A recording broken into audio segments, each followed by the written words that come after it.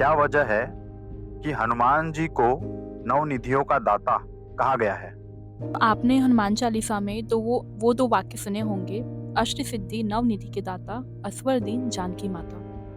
तो ये जो वरदान है, ये माता सीता ने हनुमान जी को दिया था और उनसे यह कहा था कि जो भी भक्त पूर्ण हृदय से सेवा करे या जो भी इस चीज़ के लायक हो, वो उन्हें यह वरदान दे। इसलिए उन्हें अष्ट सिद्धि नवनिधि के दाता कहा गया। अगर आज हुँ, हनुमान जी आपके सामने आकर हुँ। सिर्फ एक निधि देने को कहें, तो क्या आप सही निधि चुन पाएँगी?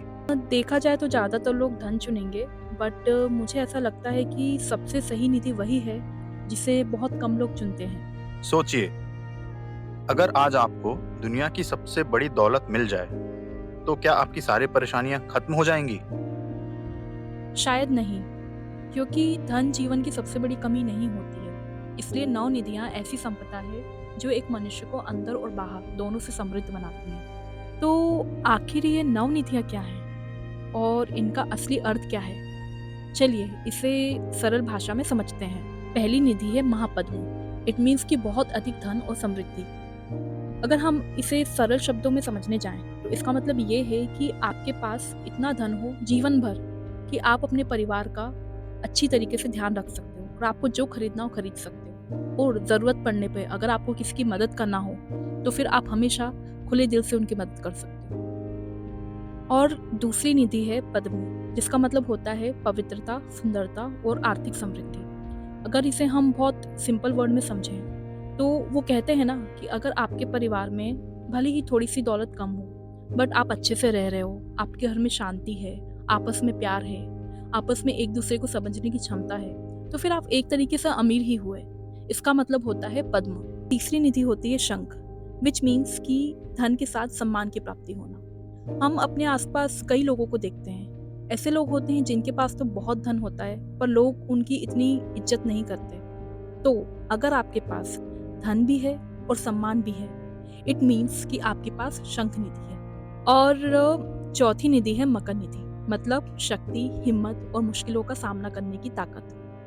हमारा जीवन हमेशा अच्छा चले, इसकी तो कोई गारंटी नहीं है, क्योंकि जीवन में उतार-चढ़ाव दोनों आते हैं। और जब आपका जीवन उतार की तरफ जा रहा हो, तब आप उसे कैसे हैंडल करते हो, उससे कैसे ओवरकम करते हो और उस स्थिति से कैसे जीतते हो, इसका अर्थ होता है मकर निधि। 5वीं निधि है कचप।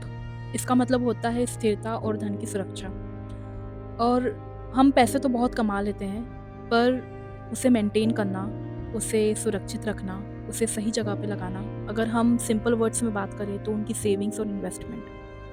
हमने कई ऐसे परिवारों को देखा है जो पैसे तो बहुत कमा लेते हैं और अपना बिज़नेस भी बहुत अच्छा खड़ा कर लेते हैं। बट उनकी आने वाली जो पीढ़ियाँ या न्यू जनरेशन्स होती है, वो उस बिज़नेस या वो उस वेल्थ को इतने अच्छे से मेंटेन नहीं कर पाती हैं और वो पतन की तरफ जाते हैं, जहाँ पे स्टेबिलिटी धीरे-धीरे कम होती जाती है। तो कच्छप नीति हमें यही सिखाता है कि अपनी स्थिरता और धन की सुरक्षा कैसे की जाए। 6वीं निधि है मुकुंद, मतलब कि असली खुशी और धार्मिक जीवन जी के पाने वाली समृद्धि। हम जीवन भर अपने लिए धन बटोरते रहते हैं, अपने परिवारजनों के लिए धन बटोरते हैं कि आने वाले परिस्थितियों में काम आए।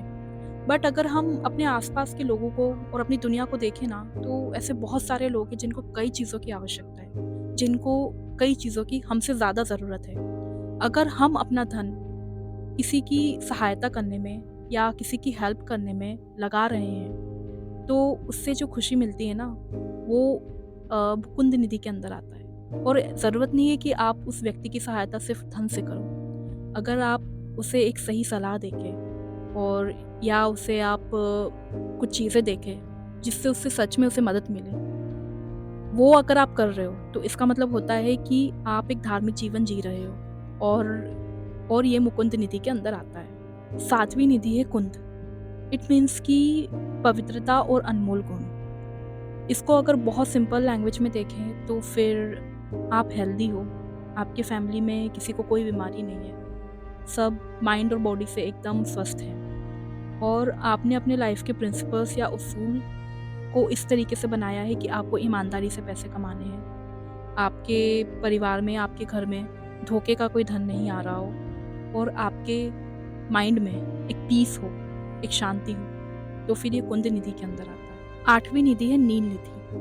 नील का मतलब होता है sapphire, which is very rare और बहुत दुर्लभ होता है। तो अगर किसी के पास बहुत रेयर और एक्सेप्शनल स्किल हो, जैसे कि आप सभी ने हमारे फेमस मैथमेटिशियन रामानुजन के बारे में तो सुना होगा। वो बचपन से ही बहुत टैलेंटेड और गॉड गिफ्टेड थे। उन्हें किसी भी किताब को पढ़ने की इतनी ज़रूरत नहीं पड़ती थी, वो देख के ही उसका सॉल्यूशन निकालते थे। दूसरा एग्जाम्पल ये है कि पर्सन ए के पास बैंक में 1 करोड़ रुपए हैं और उसने बिजनेस फेलियर की वजह से वो सारे पैसे डुबा दिए। पर्सन बी है, वो एक म्यूजिशियन, इंजीनियर या डॉक्टर भी हो सकता है और उसके भी पैसे डूब गए, लेकिन उसके पास उसका स्किल है, उसकी एक्सपर्टीज है उस चीज़ में, तो जिससे कि वो जितना वो अपना ज्ञान दूसरों को शेयर करेगा, उस ज्ञान से वो अपनी वेल्थ और अपना बिजनेस या मनी फिर से रिबिल्ड कर सकता है, विच मीन्स ड्यूरेबिलिटी, कि आपके पास ऐसा नॉलेज है जो सब कुछ भी आपके पास चला जाए